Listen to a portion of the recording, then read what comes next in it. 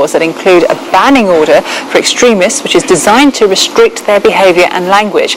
It will also be illegal to join extremist groups that preach violent views, even if they're not directly involved in terrorism. Theresa May also mentions a recent change in the law that means that dual nationals who go to fight abroad can be stripped of their British citizenship. Sky's chief political correspondent John Craig is in Westminster. These proposals aren't exactly new, are they, John? Is Theresa May just doing this to show that she is taking action in the wake of the outrage over James Foley's killing? Well, ministers claim that they've been working on these proposals for some time. Yes, they were originally proposed recommended in this report in December last year. This is a report from the government's extremism task force that was set up after the murder of Lee Rigby, soldier in Woolwich, a year or so ago.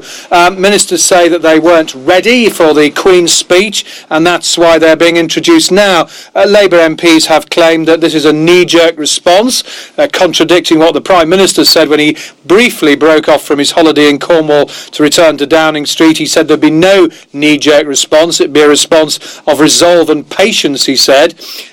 Short time ago, I spoke to the Home Office Minister, the Minister for Immigration and Security, James Brokenshire. He was adamant that this is something that the government has been keeping under review, working on, and it is not, according to Mr. Brokenshire, a knee-jerk response.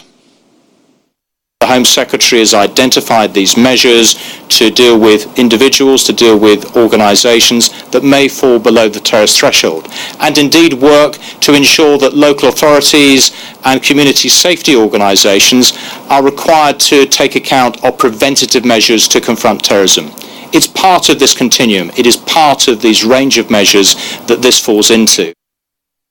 Nevertheless, there'll be plenty of MPs who say that they should have been introduced earlier. There are also calls today for the return of control orders, which were brought in by the Labour government, and then after a series of defeats in the courts, this government replaced them with a lesser measure, with less strict curfews. So there are calls for the government to do more and to act more swiftly. Mr. Brokenshire was unable to give a timetable for the proposals that Theresa May is outlining, and he wasn't even able to guarantee that they'd be on the statute book in time before the general election in May 2015.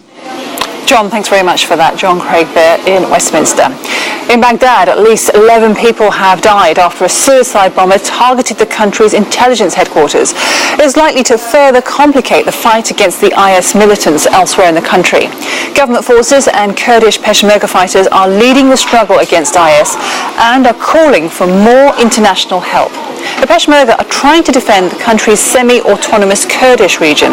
The Sky team travelled from Kalar to meet their fighters just outside Kanakin. They then returned to Kalar to make the journey to the front line. Our chief correspondent Stuart Ramsey reports from the outskirts of Jalula. It's day 2 of the Kurdish fight back against the IS gunmen who have continued